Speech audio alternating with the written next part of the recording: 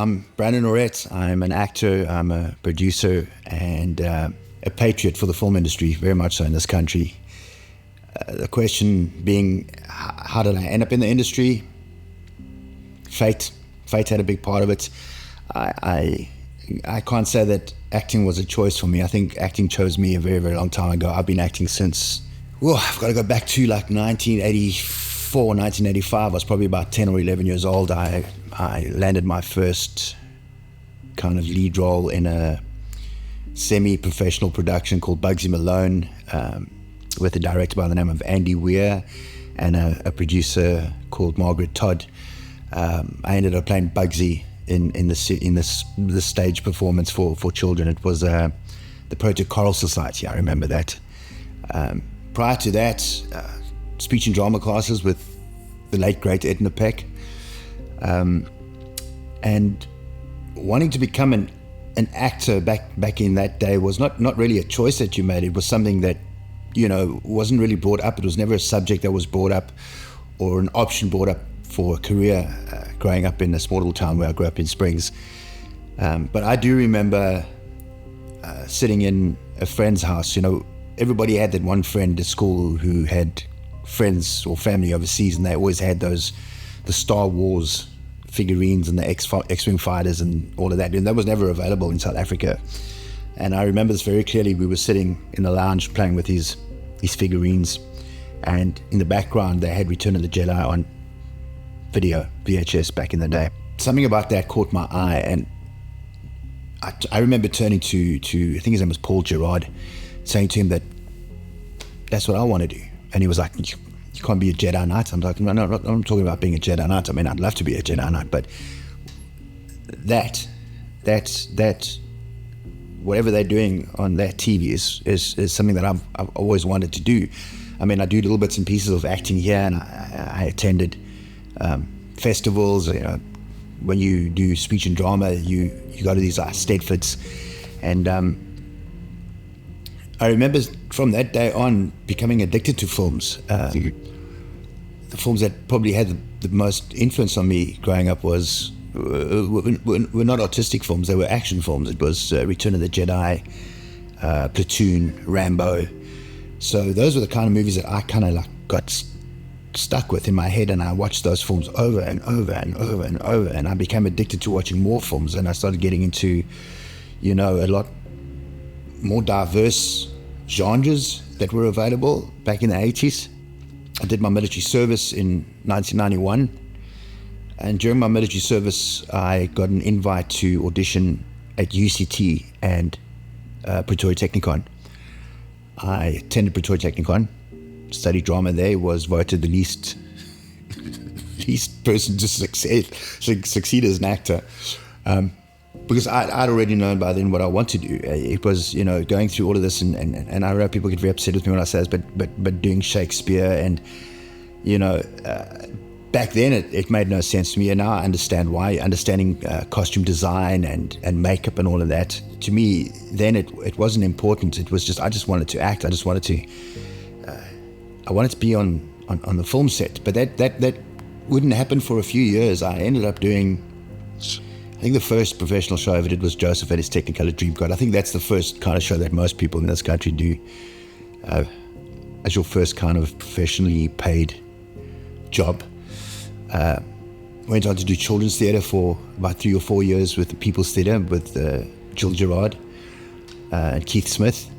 And then I think around at that stage, PACT was still around, the Performing Arts Council of Transvaal, and I met Pierre van Pletsen at that stage, and he asked me to audition for my first kind of straight play. It was like a serious play about a whole bunch of adult men that were in a home for people that suffered from different disabilities, whether it was Down syndrome or mental instability. There was someone who had multiple personality disorder. So you had all of these really crazy characters set in one scenario, and that's what baited me into really wanting to pursue more towards acting and steering away from the musical theatre thing, because I spent a lot of time doing musical theatre, and I'm very grateful for it, because it introduced me to a lot of people that kind of led me to a more kind of acting career and not a musical career. Pierre van Pletzen was a big part of that. Craig Urbani, funny enough, was a big part of that as well. Auditioning for the Buddy Holly story and going on tour with these musicals for I think I must have done it for about 10 years. And I think a lot of people think that my career started with a series called Isidingo, and it didn't actually start with Isidingo. I had like 10 years of musical theatre and doing kind of rockumentary shows at bars, and children's theatre was a big part of it as well, like I said. But Isidingo was like kind of my first kind of like a step into the direction of where I wanted to go. It was a daily drama. It was a character that you had to portray every day, and you had to kind of convince the audience that your character was a real character. It wasn't just a big stage set with, instant gratification from the audience. So you had to think about what was happening, because you had a plot line. You had to go from this week to the next month to being in an A story or a B story or a C story. And educational-wise, it taught me a lot about camera positions, about working with directors, working with multiple directors, just do one series. And I ended up doing that for like 7 years, I think. But it wasn't what my soul wanted. My pocket and my bank and my finances were very happy with that, but my soul was aching for something else. And my acting teacher at the time was a guy called René Tradew, who was actually my drama teacher as well when I was studying at Tech. He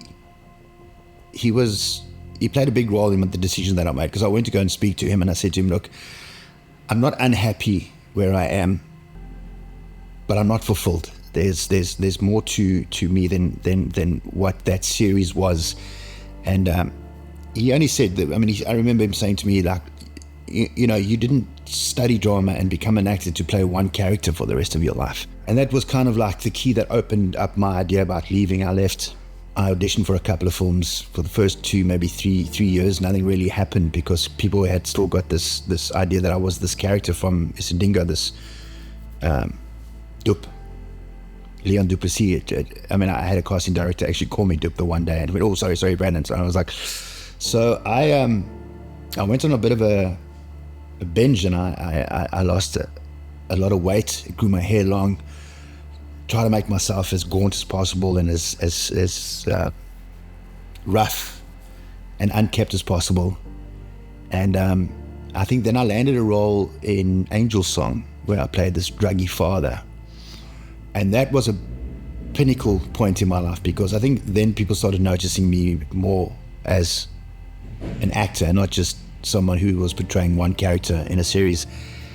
After that, I was blessed in a lot of ways, because it snowballed from there. I've up to date shot 52, 53 films. I've done a whole bunch of series. And tenacity is the biggest part of it, because it was very easy. I remember doing 2 movies back to back. I did the Hansi movie, and then I did The Racist after that, and both films didn't pay me. And I was like, well, if this is the kind of industry that we're in, where you do all this work and you prep for it and you get yourself together. I went through some crazy preparation for The Racist. I needed to bulk up a little bit and dyed my hair blonde, and really got involved in this little character in this comedy that we were shooting. And it turned out that the producers and them didn't pay us, and I kind of almost lost hope and faith in the industry, because I was like, at least on a daily show that you were doing, you were earning a salary. And I had this tendency to want to go back and say, look, I'm prepared to give up what my soul wants, because I'm not making any money as opposed to making some money. And but a part of me just said, don't do that, fuss bait and get through the next couple of years and see what happens. And then slowly but surely I started building up a bit of a reputation in the film industry, started getting more films, and then District 9 happened. And there's a bit of a story behind District 9 because I was up for one of the lead roles and another actor got it. And you know how it works in this industry is that if you're one of the last one or two for a major role, everybody's your best friend, and then the other actor gets it and nobody cares who you are. And that's kind of what I thought was going to happen. But somehow Neil took a liking to me, approached me after District 9. He actually wrote me a small little character into District 9. Came to me and he said to me, look, I really want to work with you again, and I've got a couple of films that I'm writing that I've got planned for the future, and I'd like you to be involved in one or two of them.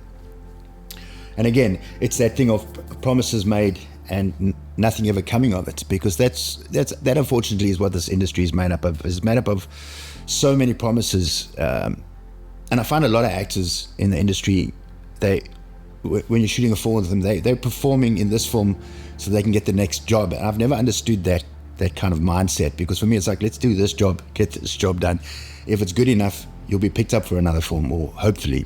But there's always these promises on the next project that we do, and this and that, and then and that screws with an actor's mind, because you're not thinking about what you need to do now. And then Neil phoned me back and he said to me, I'd like you to do Elysium.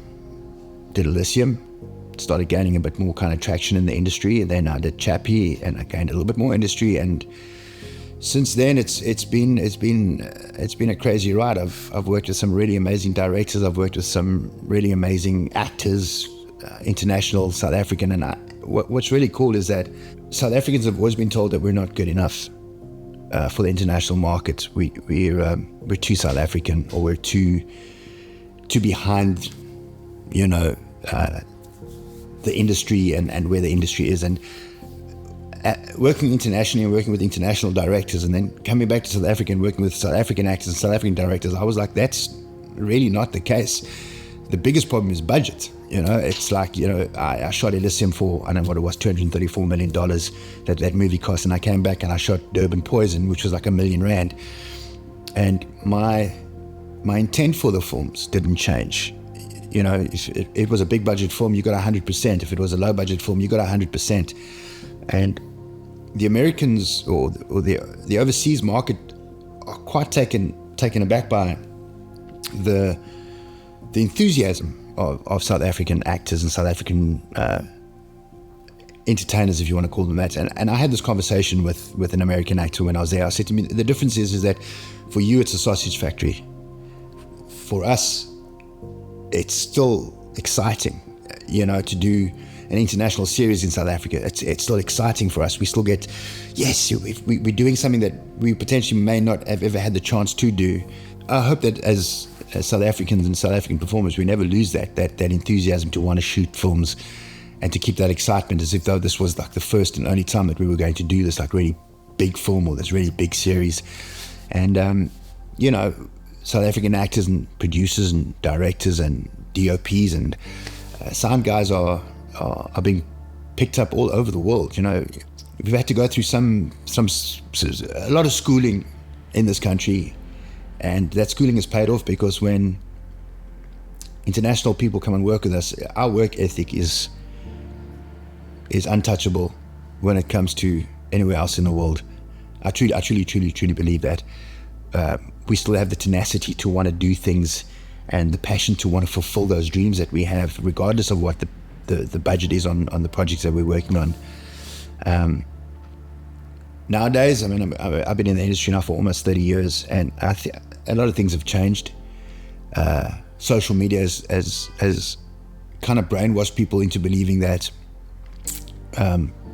everybody can do this. I've always said that there's too many people acting and not enough actors.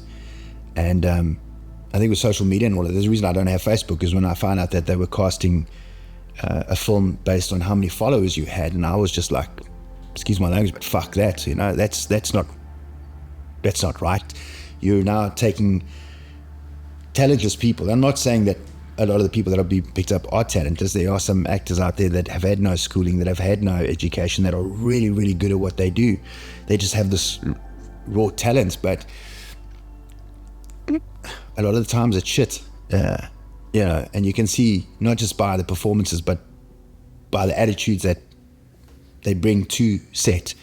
It's an arrogance that's not based off talent.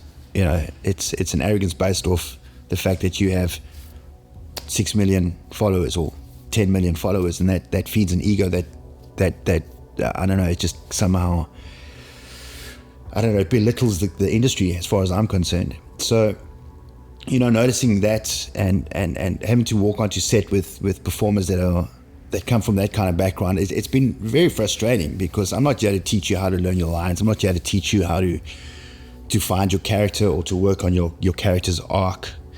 That is something that you learn over time, and you're not going to learn that by spending every day of your life trying to get followers. So I think it's been detrimental to the industry.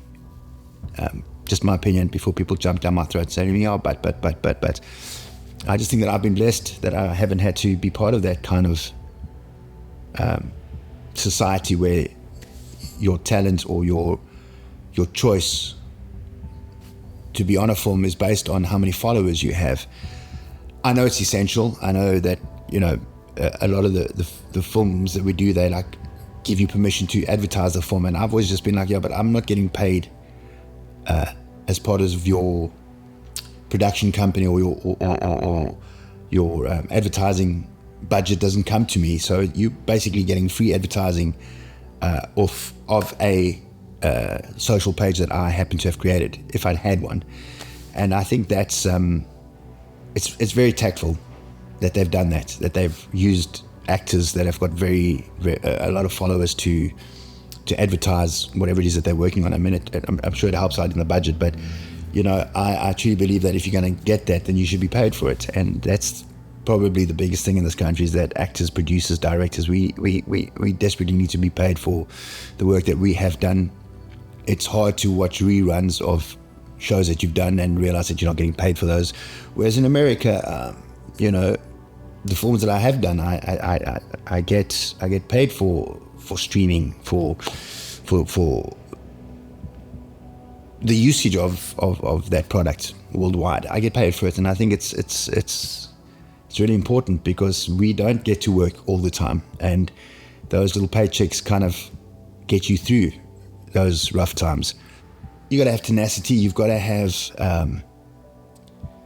an ability to want to do this. You know, you're either doing this because you're passionate about it, or you're driven by your ego. I don't know. I think sometimes those two go together. I never wanted to get into a point where, you know, people refer to me as semi-famous or a famous actor, and I don't really care about that. To me, it's just about doing the job and getting the job done. I never became an actor or wanted to be involved in the industry because it was going to get me to a place of fame. That has never been anything that has been even in my life now. You know, to me, being an actor is a job. It's a job that I love doing. It's a job that I'm very passionate about, and I'm very blessed to have been able to do what I love so much for the last 30 years. But at the end of the day, it is a job, and I've always treated it like that. So by the grace of God, I was gifted an incredible agent that I've been with for the last 30 years, who kind of understood where I was coming from, where I wasn't doing something because of the money. I was doing something because it was going to further my career, or it was really a project that I was really passionate about. If the money came, cool. If it didn't, that's just one of those things. I'm a storyteller. Now that I'm a family man, I have a family to look after. Of course, finances play a big part of it, but I truly believe that if you are committed to what you do as an artist, and you remain honest with why you're doing it, then everything else will fall into place. And in my life, it really, really has done that. You know, I've remained true to my passion for the industry. I sometimes am told that I speak out of turn, but I don't speak out of turn for the sake of speaking out of turn. I speak out of turn because it needs to be spoken. So I've developed a bit of a reputation as being a shit stirrer, but I really am not a shit stirrer. I call a spade a spade. I always have.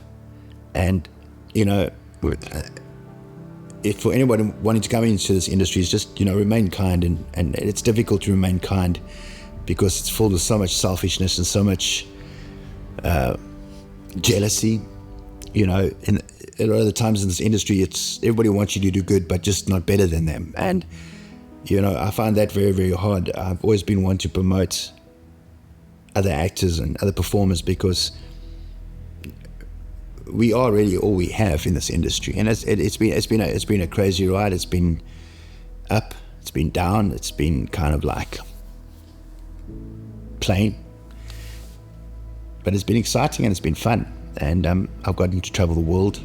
I've gotten to meet some really amazing people. I've gotten to meet some really shitty people as well. But it's been a crazy ride. And anyone who wants to come into this industry, don't let anyone tell you that you can't, or you shouldn't, or you don't want to. You'll figure that out yourself. You know, at some point you will realize that this is either for you or it isn't. I believe that talent is only about 15 to 20% of making it in the industry. I think that your attitude, your passion, your ability to assess situations, like every film has a personality. You've got to adapt to that personality. You know, you get to work with like really shitty directors. You get to work with really great directors, and you get to work with directors that are character-based directors. Other directors are kind of more the storyline based. So if you are able to just assess what the personality of that film is, I think that's half the battle won in the industry, is knowing what you need to bring to a film or to a series as an actor, and not think that it's just about you. It's a collective. It's always been a collective, and to me it's more important to know that you fit into that personality and make that personality work for you, which is the film, and they're all very, very different. I think being kind and remaining true to yourself will do more for you than what any gift or talent you have in this industry. It's just be kind and be passionate.